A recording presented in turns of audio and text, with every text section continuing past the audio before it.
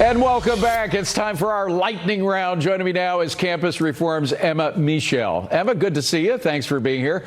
First up, here's a story that Campus Reform has been following. New Jersey handed out $3.8 million of free tuition to illegal immigrants. Tell us about it.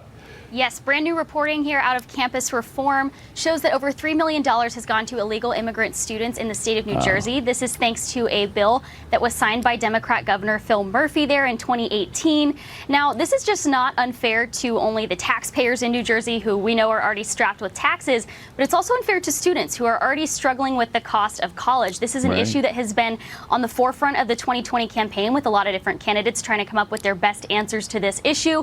And really what this is it's insensitivity to college students who are trying to pay their tuition from the state of New Jersey. Yeah, and then we have the Clintons. The Clintons reportedly asked a DJ to turn down the sound so that which was upsetting their meal. They were talking politics or something. Yes. Tell us what happened. Yes, well, the Clintons were proving, I think, once again, that they are probably the worst couple on earth to get a drink with. They went to a bar in the Hamptons, and Bill Clinton asked the DJ to turn the music down. The DJ actually refused to do so. Now, this reminded me of when I was in high school. I actually DJ'd my senior homecoming, and in the middle of a song, I accidentally unplugged the speakers, and the whole room went silent. So, Bill Clinton, if you're looking for an events person to do your music, I think you might just want to hire me. I love stopping music in the middle of songs, and he might like me for that. By the way, I like the fact that the DJ kind of got back at it by playing the song Fleetwood Mac's "Don't Stop," which was Hillary Clinton's theme song. Don't stop thinking about tomorrow. So at any rate, she got back at him. Bill DeBlasio, he is a very tall guy. I've interviewed him a couple of times, and he thinks that's why he should be president. Yes, he was opening up a town hall, a televised town hall, and said that people should have him run against President Trump because he's taller than Trump, which would give him an advantage. And there is a little bit of historical context here. Most presidential opponents that have won were taller than their opponents. But here's the thing. I am a girl. I've dated a bit, and I can say there are plenty of guys out there that feel, I think, entitled to things because they're tall, because they've won the genetic lottery. Now, it could be a text back, could be a second date, or it could be the presidency. I think Bill DeBlasio falls right into that entitlement. You may be right there. All right.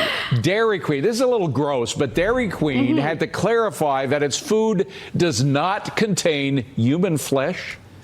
Yes, Dairy Queen's PR team was forced to release a statement saying that they do not put human meat in their burgers, which I think is a relief to a lot of us to hear that. How did that happen? There was a rumor swirling in Greenwood, South Carolina, after a bunch of federal agents were seen in that location of Dairy Queen. All this really did was get me thinking about the fact that they had those Jurassic Park blizzards that came out a couple years ago. Got me thinking what may have been in those. And what it turns out is that the feds were actually just after a money laundering ring, had nothing to do with cannibalism. All right. And last topic, KFC is hopping on a Beyond Meat train. Tell us about that. Yes, well, KFC, in a new partnership with the up-and-coming food industry mover and shaker Beyond Meat, is rolling out meatless nuggets and wings at their Atlanta, Georgia location, and they're planning on rolling these out to the rest of the country depending on how the test goes. Now, I know that meat lovers are going to be pretty skeptical of this. They're not going to want to go to KFC for a vegan meal, but this is a pretty smart business decision considering that veganism is really on the rise, and there are over 375 million vegetarians in the world.